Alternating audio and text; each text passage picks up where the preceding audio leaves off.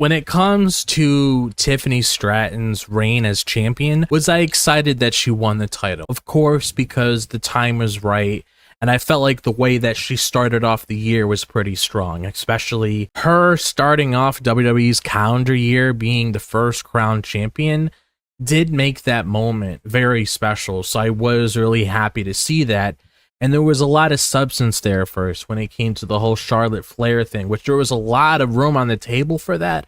But I felt like they didn't really go the extra extent that I personally wanted to see with that. Mm-hmm.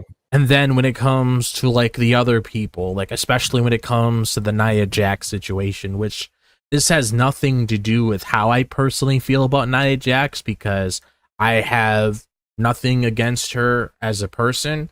But I just felt like when they were just stuck with the whole Nia Jax and Tiffany Stratton thing, ever since Tiffany cashed in on her and took the title, like this has been an ongoing thing since January between those two ladies. And here we are almost at the end of September and it's still going on. Hopefully it's the end of it here, because sometimes when you see the same thing too much, you just get tired of it. And it just seems like there really wasn't anything in front of Tiffany that was that satisfying for them to work with when it came to actual challengers that made sense to go after her title. That's why when drafts happen, it helps because it brings new people to the table and they can actually work with people that they never came in contact with before. So that's basically how I feel when it comes to Tiffany's reign as champion. I like her as a champion. I just felt like there was a lot more they could do with her with that. But when it comes to the match itself tonight, I definitely 100%, and I stand by this, agree that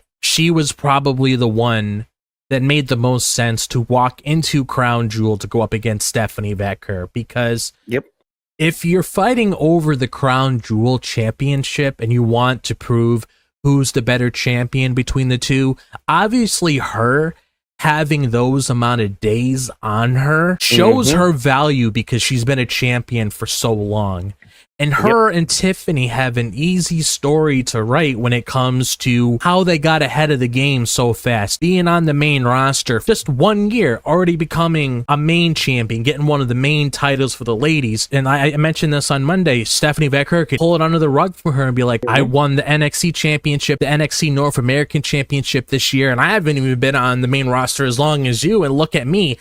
I'm a world champion, so she can kind of fire back and prove that, hey, I'm better than you because I got ahead of the game before you did. It took you a year to get this. It only took me maybe about a good 5 to 6 months to get to this spot.